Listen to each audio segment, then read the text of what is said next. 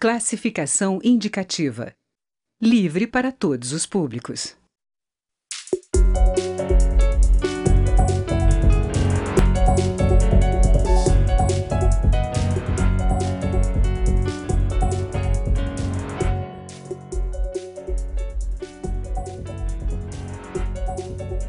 Olá, o estado do Amazonas assiste pela segunda vez em menos de 3 anos um massacre em penitenciárias da capital do estado, Manaus. No novo episódio, 55 detentos foram assassinados por supostos rivais de uma facção criminosa.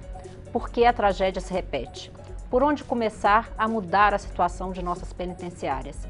Vamos conversar sobre o tema com os deputados Sanderson, do PSL do Rio Grande do Sul, e Subtenente Gonzaga, do PDT de Minas Gerais. Eu sou Daniela André e este é um programa da rádio e da TV Câmara.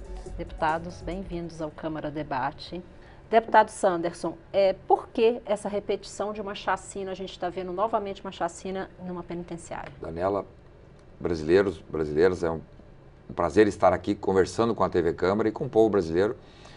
E, infelizmente, novamente, nós tratando aqui de um tema muito triste para todos nós brasileiros. Em 3 anos, 110 pessoas foram vítimas de um sistema prisional falido, produto talvez de décadas de irresponsabilidades de gestão.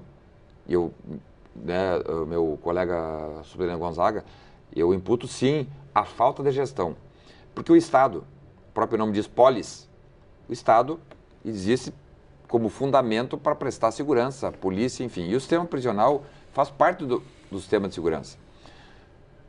A população brasileira cresceu, a criminalidade cresceu, como em muitos países do mundo também cresceu, e o número de vagas, ou seja, o número de investimento público, o orçamento para construção de presídios não cresceu. Nós precisamos investir. O número de vagas hoje no Brasil é o mesmo de 40 anos atrás. Logo, a depravação, a subversão da vida de um ser humano dentro do sistema prisional quase que o leva à barbárie, como aconteceu há 3 anos atrás em Manaus, agora de novo, mais 55 mortos no sistema prisional de Manaus, algo que nós reputamos sim como falta de gestão, falta de prioridade dos governos em investir sim na criação de condições para o preso, o apenado, entrar no sistema e sair melhor do que ele entrou e não pior. Deputado Subtenente Gonzaga, o senhor concorda? É preciso aumentar o número de vagas? Eu concordo, né? Eu acho que, primeiro, cumprimentar a Daniela, nossos espectadores, Sanderson, obrigado por nos convidar aqui novamente, falar de um tema vital para a nossa segurança pública e para a cidadania. É um acúmulo, né, de erros que nós tivemos ao longo de décadas e que eu acho que a síntese é o sistema prisional, a política penal no Brasil foi em fundamentos equivocados, né? Nós partimos de uma premissa de que não podíamos aumentar a população carcerária porque o sistema é ruim. E com isso nós não cuidamos do sistema. Acho que nós temos que partir de alguns fundamentos constitucionais. Por exemplo, a nossa Constituição não prevê pena de morte, não prevê prisão perpétua, não prevê trabalho forçado. Então esse é o limite constitucional que nós temos que trabalhar. Por outro lado, as políticas de despenalização, as políticas de desencarceramento, na minha avaliação, elas foram equivocadas porque partiu da premissa de que não podia levar as pessoas para o sistema, ao invés de fazer todos passar pelo sistema e sair pela porta da frente, e não pela porta da entrada, né? Nós estamos querendo que as pessoas não entrem no sistema. E com isso nós deixamos de priorizar o sistema. Enquanto cidadão, eu tenho direito à raiva, à vingança, ao ódio, mas enquanto Estado, eu tenho a obrigação de construir um sistema numa perspectiva da cidadania, da ressocialização. Então, se eu não admito isso, eu vou deixar de investir. E hoje nós estamos num caos tão grande, porque não tem como resolver o problema se nós não priorizarmos recurso financeiro. Eu acho que o caos é tão grande que nós temos sim que pensar em aumentar vagas, né? Mas não tinha recurso, a burocracia muito grande, contingenciamento de recursos do fundo penitenciário, uma distribuição de responsabilidade entre Estado e União que nunca deu certo. Então, é preciso de ajustar a política pública para o sistema prisional no Brasil. E uma das coisas fundamentais é criar vagas. Isso nós não podemos abrir mão disso. Por outro lado, é fazer as pessoas cumprir com rigor a pena. Eu tenho discutido muito, Daniela, com muitos atores aqui na Câmara, na sociedade, que diz o seguinte: como o sistema ele é desumano, então nós não podemos colocar ninguém lá porque nós não podemos submeter ninguém à condição desumana. E por essa condição desumana, parte da nossa sociedade, dos governos, tem uma tendência a tornar menos rígido o cumprimento da pena. Eu entendo que a rigidez do cumprimento da pena, o rigor do cumprimento da pena, dialoga com cidadania, dialoga com direitos humanos. Eu acho que não é o rigor do cumprimento que viola os direitos humanos. As condições do cumprimento, sim. Se não tem espaço, se tem 50 pessoas onde só cabe 10, isso é violação de direitos humanos por parte do Estado, sim. Tá certo? Mas se eu tenho o espaço e dou um rigor, por exemplo, na progressão do regime, tá? É um absurdo você pegar alguém que assassinou com requinte de crueldade, violência e admitiu a progressão dos 16%, a 1/6 da pena. Então eu posso dar todas as condições de humanização do cumprimento da pena, mas deixar ele lá por pelo menos 70% do tempo dele para ele progredir. Ele tem que cumprir a pena dele. Isso não acontece.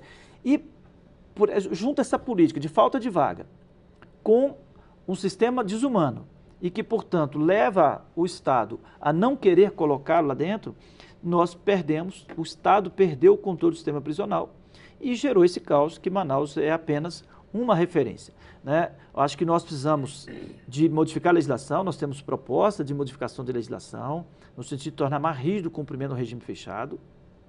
Precisamos de investir em vagas, porque se tivermos uma legislação forte, se aumentarmos o tempo de progressão do regime, por exemplo, mas não ampliar a vaga, nós vamos manter estrangulado da mesma forma. Então não tem uma solução só, mas é resultado de equívocos históricos na política de execução penal no Brasil. Deputado Sanderson, o senhor concorda?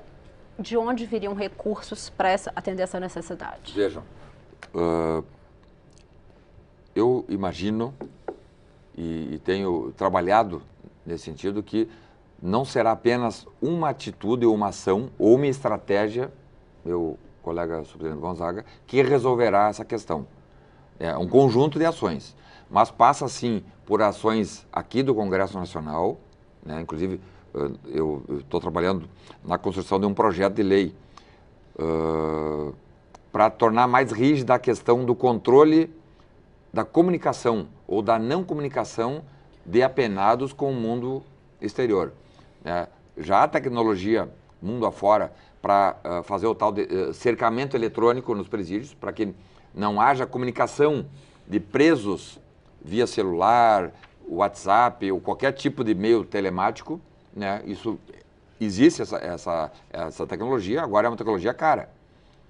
E nós precisamos investir nisso aí, porque por muito tempo, e aí talvez esteja a raiz do problema. Por muito tempo, talvez 30 anos, se tratou de segurança pública apenas encarando como segurança pública Polícia Militar, Polícia Federal, Polícia Civis, Polícia Rodoviária Federal, viaturas, homens nas ruas, coletes balísticos. Claro que isso é fundamental, isso é essencial.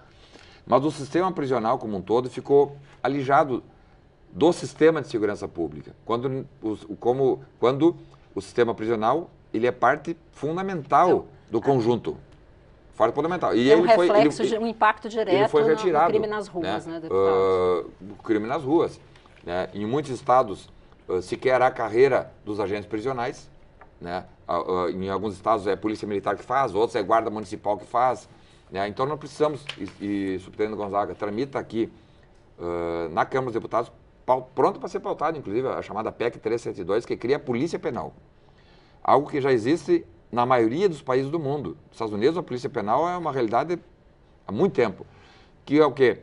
Fazer com que o homem que está ali fazendo a gestão dos presídios, fazendo a segurança dos presídios e fazendo o controle dos presídios, seja um homem policial penal preparado, bem recrutado, bem pago, inclusive, para evitar situações que nós todos os dias presenciamos. Só ano passado, em São Paulo, foram feitas 10 mil apreensões de celulares nos presídios de São Paulo. Somente em São Paulo, ano passado, foram arrecadados 10 mil aparelhos celulares. E dentro das casas prisionais só de São Paulo. Imagina no Brasil inteiro. Nas 5 penitenciárias federais que nós temos no Brasil, né, não há registro de celulares. Como é que o celular chega dentro da penitenciária, deputado? Nós temos uma fragilidade, uma vulnerabilidade, né? O sistema, como eu digo, é quase que um queijo suíço, né? Por muito tempo se acreditou, não, os profissionais que trabalham no sistema prisional é que permite. Não, nós vimos hoje que tem visita íntima,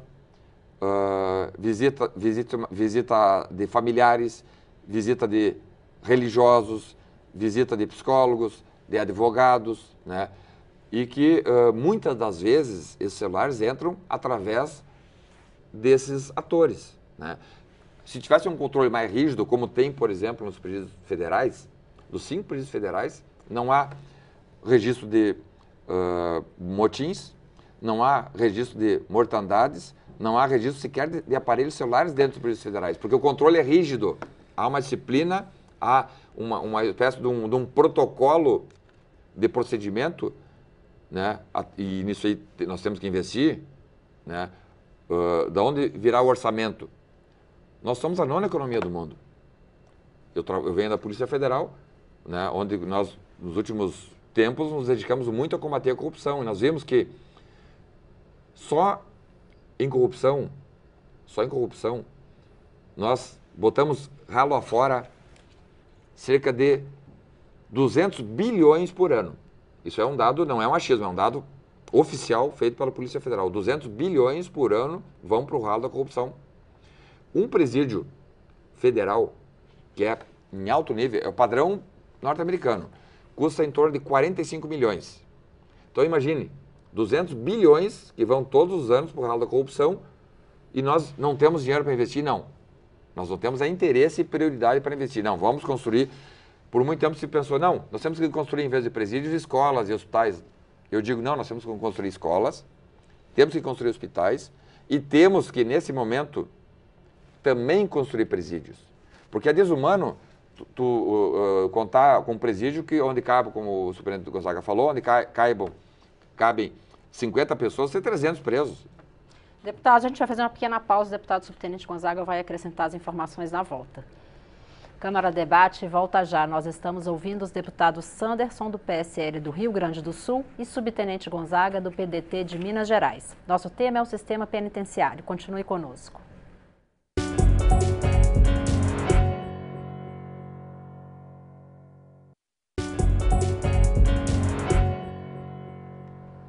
Câmara Debate está de volta. Hoje nós estamos conversando sobre o sistema penitenciário com os deputados Sanderson, do PSL do Rio Grande do Sul, e subtenente Gonzaga, do PDT de Minas Gerais. Deputado subtenente Gonzaga, o senhor queria acrescentar informações? Eu queria dialogar com o deputado Sanderson e cumprimentá-lo pela iniciativa do projeto para cuidar da comunicação no presídio. E compartilhar com ele o projeto que está no plenário, que foi resultado de uma comissão que nós trabalhamos desde 2016, em que, entre vários aspectos, nós trabalhamos exatamente essa questão, tendo como base essa tecnologia que já permite esse monitoramento, que pode ser um monitoramento remoto, ponto a ponto, pode ser esse circuito, circuito eletrônico para identificar telefone no presídio. E a gente faz uma coisa, Santos, nesse texto, e é resultado do debate na comissão especial, que é transformar, né, alterar o Código Penal para colocar lá no artigo 92, como efeito automático da condenação, a perda ao direito ao sigilo e à privacidade da comunicação, e que no regime fechado seria aplicado para todo mundo. A partir desse conceito, nós criamos o que nós chamamos de um lastro jurídico para efetivamente fazer o monitoramento, né? Nós estamos alterando, inclusive, a lei das telecomunicações para obrigar os operadores a fornecer o serviço e tecnologia para que o Estado faça o monitoramento. Estamos criando a obrigação, inclusive, mas a autonomia do gestor do sistema prisional, dentro de um protocolo, obviamente, destruir esses equipamentos. Então, a gente cria, estamos tipificando a conduta de utilizar o equipamento no presídio. Hoje, se você introduzir um aparelho de telefone no presídio, você comete um crime. Quem está lá dentro, se usar, é uma infração disciplinar. Então, nós estamos tipificando. Então, eu entendo que nós temos hoje uma alternativa no plenário. Esse projeto não estava na pauta por causa das medidas provisórias, mas ele já esteve várias vezes. Eu acho que tem um consenso para a gente votar, que do ponto de vista da comunicação no presídio, eu acho que tem uma solução razoável. Não tem solução perfeita, mas tem uma solução razoável, porque exatamente na direção do que você defende, aproveita a tecnologia existente, admite a tecnologia existente para fazer tem como fazer o monitoramento. Agora, tem que ser prioridade do Estado. E a questão do recurso, infelizmente, a primeira decisão é política, se nós queremos ou não dar eficácia ao sistema prisional. Se nós queremos, se o Estado brasileiro quer dar eficácia ao sistema prisional, nós vamos ter que resolver o problema orçamentário. Aí entra, de novo, a questão da opção política do governo. E nós acreditamos que o Bolsonaro tem como opção política resolver essa questão do sistema prisional. Deputado Sanderson, que é da base do governo, vai contar para nós. É uma questão de prioridade, né? E Jair Bolsonaro tem como um dos seus lastros na plataforma de governo, né, a diminuição da violência. E não há como diminuir a violência hoje sem dar uma condição absolutamente viável do preso ou do apenado entrar e sair melhor do que ele entrou. Hoje, como regra, né, nós estamos com 70% de reincidência. É um dos maiores índices de reincidência do mundo. Isso é inaceitável. Nós vamos prender o sujeito e de cada 10 sujeitos presos, 70 vão voltar para o sistema prisional. Então, corrigir isso aí é uma questão de governo, ou melhor, uma questão de Estado. Né? E que nós precisamos sim investir, priorizar. Agora, uma questão que também não pode passar em branco é aí a contribuição do Congresso Nacional em fazer alguns ajustes. Houve recentemente agora a inclusão no Código Penal, o Superintendente Gonzaga referiu aqui, do artigo 349-A, que penaliza aqueles que de alguma forma contribuem para a entrada de celulares e de qualquer tipo de equipamento de comunicação. E por que a gente fala tanto de comunicação? Porque se entra celular para dentro de um presídio, ele ali está fazendo um escritório do crime. Nós temos em Porto Alegre chamado Presídio Central, né, que é um presídio dos piores do Brasil, dizem que pode ser um dos piores presídios do mundo, né, dada a falta de condições, não tem água, não tem luz, superlotação. E aí o Estado perdeu o controle ao ponto de ter muitos celulares e muitos crimes sendo engendrados dentro dos presídios. Execuções, assalto a bancos organizados dentro do presídio. E a comunicação que os líderes de dentro do presídio dão aos seus braços operacionais lá na rua é por telefone. Essa penalização introduzida no Código Penal, artigo 349, é um termo circunstanciado. Então, o sujeito, seja ele quem for, um parente, uma namorada, um namorado, um advogado, um psicólogo, um religioso que for pego, introduzido no celular, ele vai fazer um TC, ele vai ser submetido a um termo circunstanciado, é uma pena irrisória e não dá nada. Então, nós teremos que achar uma maneira, não, penalizar como um crime grave que é. Eu reputo a comunicação, o corte da comunicação do apenado com o mundo externo, fundamental. Nós precisamos cortar essa comunicação. Provavelmente, esses 55 mortos lá em Manaus receberam comando ou houve uma, organização, talvez até nacional. Por que lá em Manaus? Né? Será que não houve uma estrutura organizada para que aquilo que já era emblemático, há 3 anos em Manaus houve 57 mortes, agora mais 55 mortes. Já pensou uma terceira mortandade em Manaus? E será que não está havendo comunicação entre os líderes dessas quadrilhas no Brasil inteiro? Então, cortar a comunicação, para nós, é fundamental. Eu queria dialogar com você, Santos, de 2 aspectos. Um, voltando à questão da Polícia Penal. Nós precisamos, sim, de transformar os agentes penitenciários em policiais com competência de investigação. Você não pode... Como é que funciona hoje? Os agentes sequer são policiais. Tá? Eles têm o poder de polícia, mas eles estão lá como um vigia. Então, eles não têm o poder de polícia. E, tendo o poder de polícia, do jeito que a PEC está colocada, também não tem o poder de investigação. o único agente do Estado que está dentro do sistema prisional são os agentes. Então eles precisam de ser polícia e com capacidade de investigação. Porque não é possível, né? Aí a gente entra na discussão histórica nossa da polícia completa, mas não é possível você ter um agente de Estado num espaço com exclusividade, não ter outro agente lá, e aí não ser dada essa competência daquilo que ele presencia, o que ele identifica de práticas criminosas, ele não tem como transformar isso, sustentar isso num processo. Então fica submetido a um inquérito que não vai ser aberto. Então a prática recorrente e até às vezes permanente de crime por muitos desses atores que estão, desses presos que estão lá dentro, eles não são penalizados porque nós ficamos dependentes de um inquérito aberto por um delegado.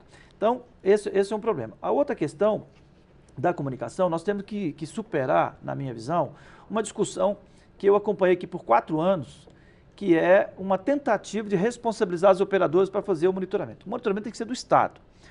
As operadoras, né, foi o resultado da nossa comissão, as operadoras se sentem proibidas de fornecer dados para monitoramento, porque a lei do sigilo de dados impede. Essa é a realidade. E aí você falou, Sandro, da tecnologia. A tecnologia existe realmente que permite esse monitoramento.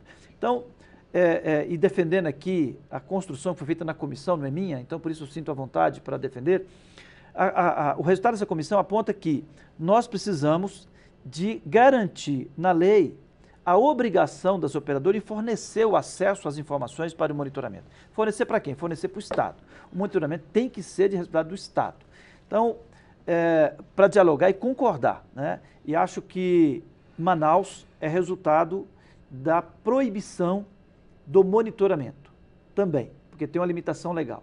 Tem a gestão, mas tem uma proibição. Então, acho que nós temos sim que avançar em transformar, acabar com esse direito do preso à privacidade e ao sigilo da comunicação, no regime fechado todo mundo ser submetido, porque abre o laço jurídico para o monitoramento e para o uso dessa tecnologia que está disponível é possível hoje, através desse circuito que o deputado Santos colocou, ou através mesmo de análise, de monitoramento de tráfego de dados, identificar o ponto exato que tem um aparelho funcionando, ele emite sinais, tá certo? Microinterceptações de sinais. Você pode ir lá e aprender.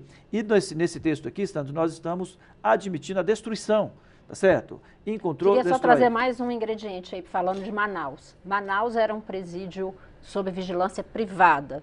É uma demonstração de que esse modelo não é o ideal? Eu não concordo com o modelo privado, né? A função, mais uma vez, né, voltando lá no início da minha fala, o sistema prisional faz parte do sistema de segurança pública.